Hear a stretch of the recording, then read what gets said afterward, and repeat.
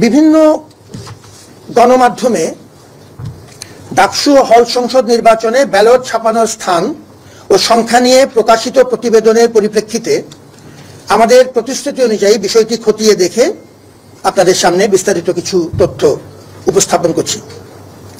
ইতিপূর্বে আমরা আপনাদেরকে যেমন জানিয়েছিলাম যে সমস্ত নিয়ম মেনে একটি প্রতিযোগিতামূলক দরপত্র আহ্বানের মাধ্যমে একটি অভিজ্ঞ প্রতিষ্ঠানকে ব্যালট পেপার ছাপানোর দায়িত্ব প্রদান করা হয়েছে।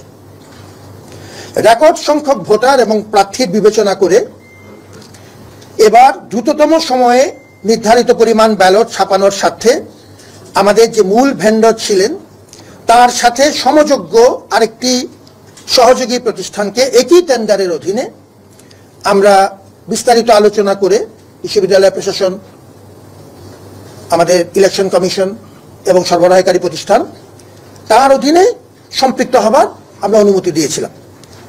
নীলক্ষেতে ব্যালট ছাপানোর তথ্যটি বিশ্ববিদ্যালয় কর্তৃপক্ষকে উক্ত সহযোগী ভেন্ডর অবহিত করেননি। বিশ্ববিদ্যালয় কর্তৃপক্ষকে অবহিত না করার জন্য তিনি একটি বিস্তারিত লিখিত ব্যাখ্যা দিয়েছেন, সে ব্যাখ্যাটি আমাদের কাছে আছে।